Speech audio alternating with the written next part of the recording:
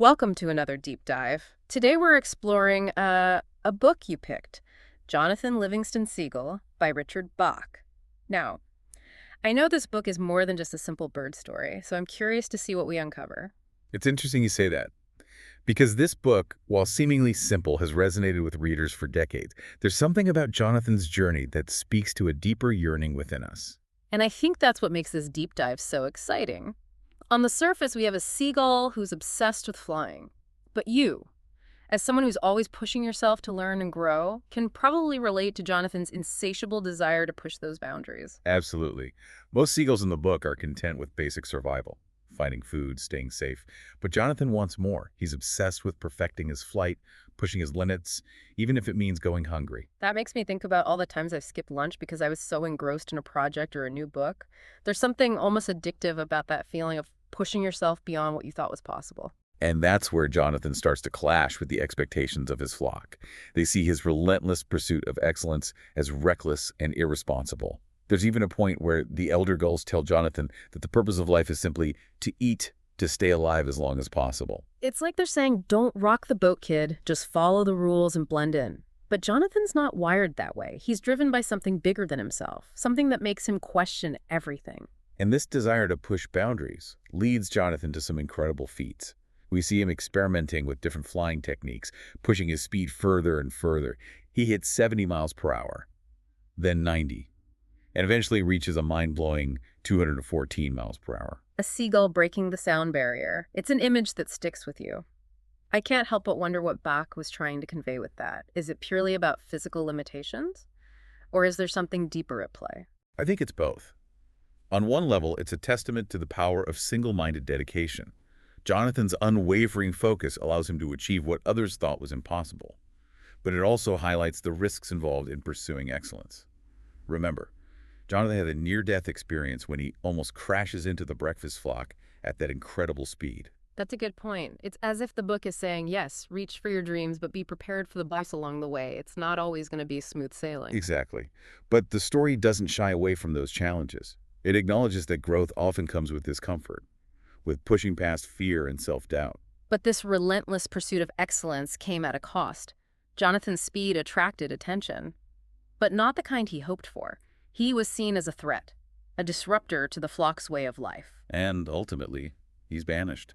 They label him outcast and condemn him for his reckless irresponsibility. It's a harsh reminder that not everyone will understand or support your drive to be different. To excel. That must have been a crushing blow for Jonathan, to be rejected by your own kind, for simply wanting to be the best you can be.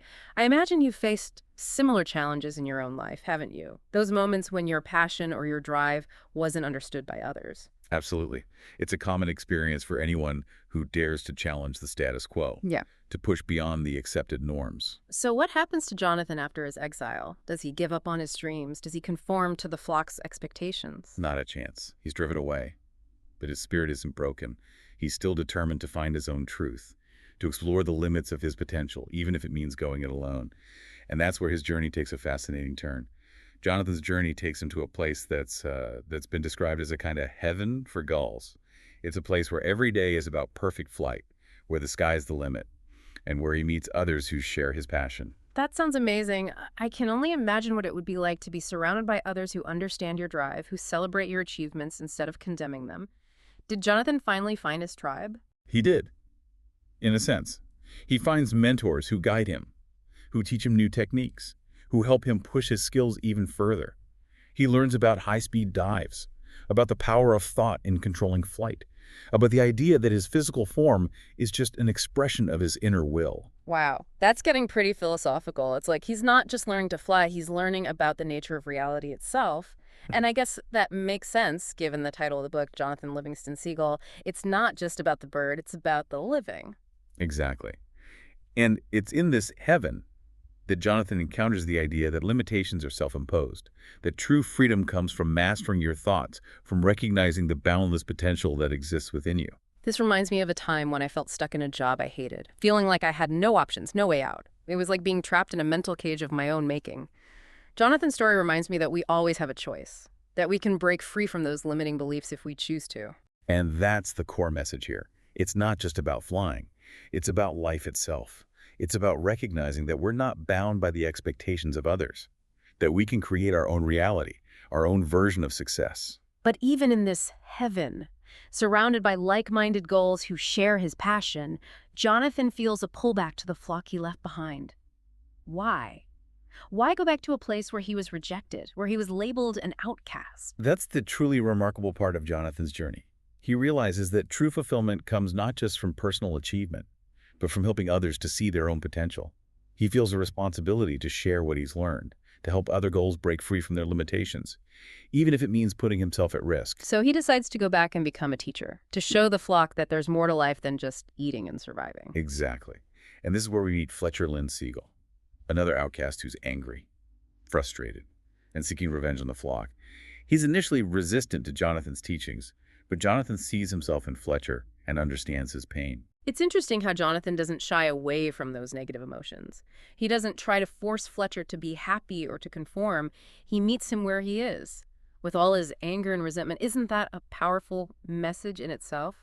It is. It's about accepting people as they are, even when they're not at their best. And it's about recognizing that sometimes. The greatest growth comes from working through those difficult emotions. So Jonathan takes Fletcher under his wing and starts to teach him about true freedom, not just in terms of flight, but in terms of breaking free from those mental chains that hold us back. Precisely. And he does this through a combination of practical flying lessons and philosophical insights. He teaches Fletcher about the power of thought, about the importance of seeing beyond the limitations of the physical world, about the idea that your whole body, from wingtip to wingtip, is nothing more than your thought itself.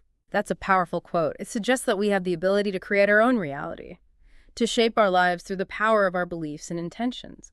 But how does that relate to the idea of love and forgiveness that's so central to the book? Jonathan was rejected by his flock, yet he chooses to return and help them. That seems like an incredibly difficult thing to do. It is, and that's where the book's message about love goes beyond just being nice or sentimental. Jonathan teaches Fletcher that true love isn't about romantic attachments or conditional acceptance. It's about recognizing the inherent worth and potential in all beings, even those who have wronged you, even those who don't understand you. So it's not about condoning their actions or pretending that everything's okay.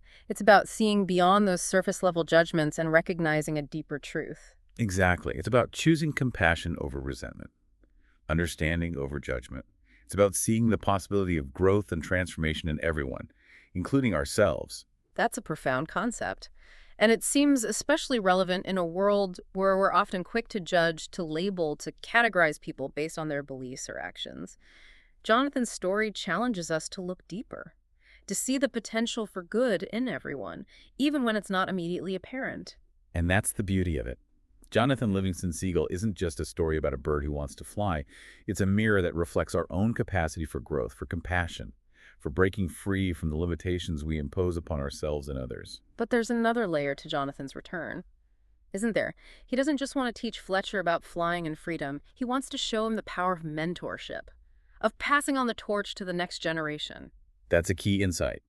Jonathan recognizes that his time with Fletcher is limited, that eventually he'll need to move on and find other flocks to teach. He wants to empower Fletcher to become a teacher himself, to carry on the legacy of what he's learned. It's not just about individual achievement. It's about creating a ripple effect, inspiring others to pursue their own passions and to help others do the same. Exactly. And that's where the story takes another interesting turn. So Jonathan decides it's time for him to move on to other flocks and other goals to teach. I can imagine that was a bittersweet moment for both him and Fletcher. On one hand, there's the excitement of spreading his wings and sharing his knowledge with new flocks, but on the other, there's the bond they've formed, the shared journey they've experienced together.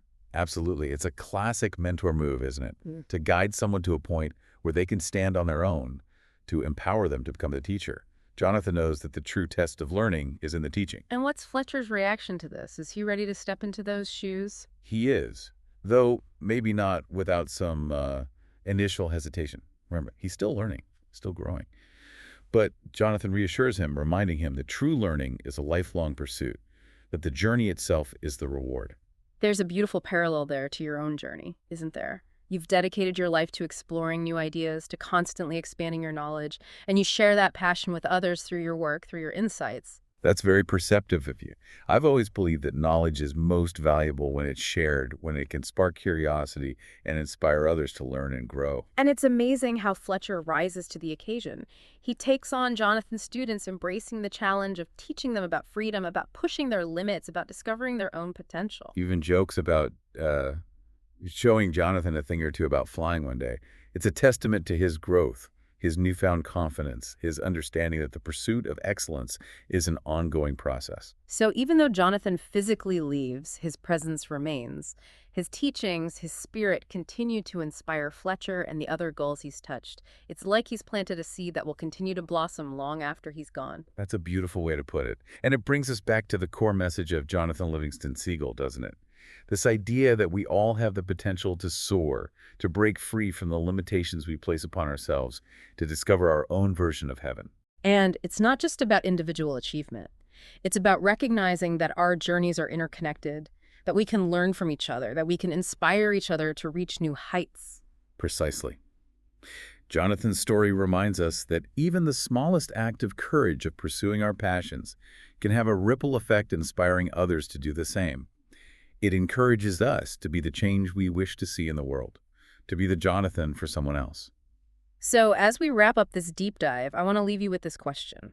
What limitations would you like to overcome? What dreams would you dare to pursue if you knew you could break free from anything holding you back? Jonathan Livingston Seagull is more than just a story. It's a call to action, an invitation to embrace our own potential for flight, for freedom, for a life lived on our own terms. Thank you for joining us on this incredible journey. We hope you'll continue to explore, to question, to push the boundaries of what's possible. After all, as Jonathan taught us, the sky's the limit.